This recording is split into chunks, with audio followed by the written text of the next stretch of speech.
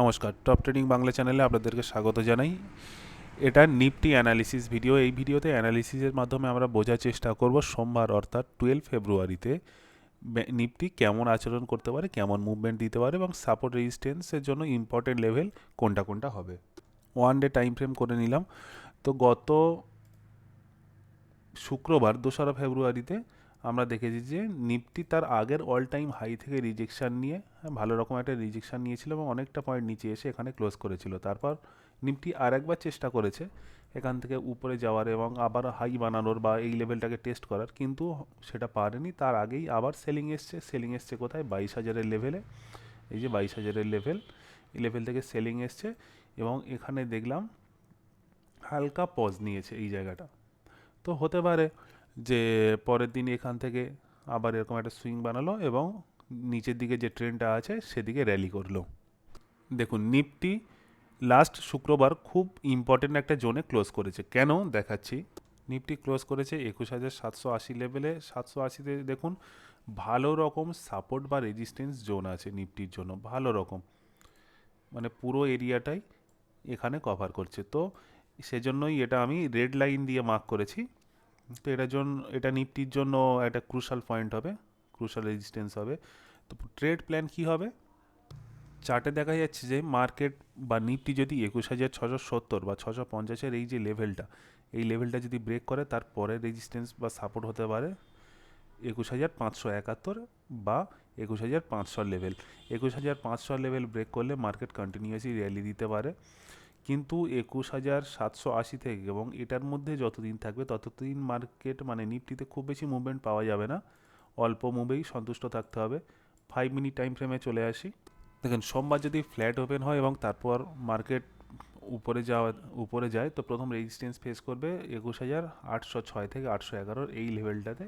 এটা যদি ব্রেক করে তার পরের লেভেল আমরা দেখতে পারি 21,850 এবং 21,900 লেভেল।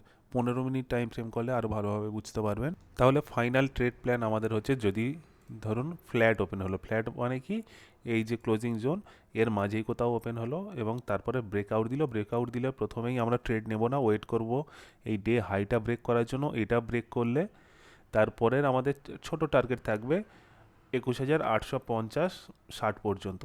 এই যে এই লেভেলটা, এই যে দেখা যাচ্ছে এই লেভেল পর্যন্ত, এবং এটাই যদি ব্রেক করে তার পরে হবে 897 বা 900, এবং সেটাকেও যদি ব্রেক করে এবং রিটেস্ট করে, প্রপার যদি রিটেস্ট করে, তো আমরা নিফটি অল টাইম হাই পর্যন্ত একটা র্যালি দেখতে পারি। কিন্তু যদি বড় সড়ো গ্যাপ আপ ওপেন হয়, মানে এরকম জায়গায় কোথাও গ্যাপ আপ হলো, ঠিক আছে, তাহলে কী হবে? আমরা প্রথমে দেখব যদি এখানে এসে রিটেস্ট করে আবার এই হাইটা ভেঙে উপরে যায়, আমরা একটু লং টার্মের জন্য ট্রেড নিতে পারি। আর আরেকটা যদি ধরুন সিনারিও এরকম তৈরি করলো যে এখানেই ধরুন ওপেন হলো এবং শটান এখানে চলে এলো, এই পর্যন্ত এসে ক্লোজিংয়ে এসে রিটেস্ট করলো, তাহলে কি হবে? তাহলে এখানে সাইডওয়েজ হয়ে যেতে পারে। তারপরে দেখবো আমরা কোন দিকে ব্রেক করছে, সেদিকে আমরা ট্রেড নেব।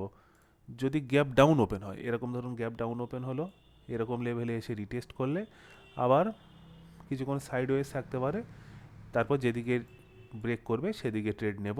কিন্তু নিচে যদি আসে তাহলে হয়তো রিটেস্টের টাইম আর দেবে না। কিন্তু যদি ছোট গ্যাপ ডাউন বা অলমোস্ট ফ্ল্যাট ওপেন হয় এখানে কোথাও, বা এখানে ছোট গ্যাপ ডাউন হলো, তারপর এখানে রিটেস্ট করলো এবং তারপরে যদি নিচে আসে এখানে ব্রেকডাউন এবং ছোট রিটেস্টের পরে আমরা টার্গেট বানাতে পারি এই যে 21,659। দেখুন, প্রথমে তো 700 লেভেলে আছে, 700টাকে প্রথমে ব্রেক করতে দেবো, কারণ 700 600 এসব লেভেলে প্রচুর ওয়াই বসে থাকে।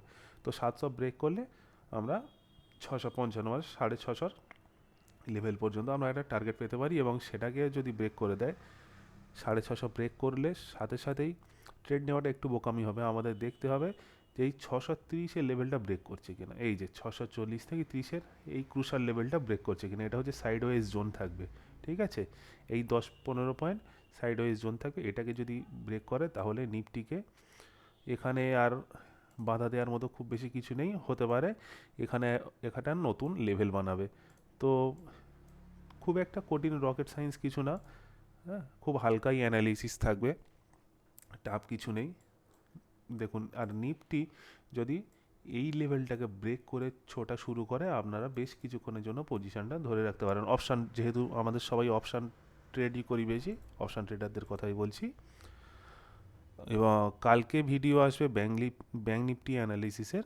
এই ভিডিওটা এই পর্যন্ত। ভিডিও ভালো লাগলে লাইক করবেন, চ্যানেলটি সাবস্ক্রাইব করে দেবেন।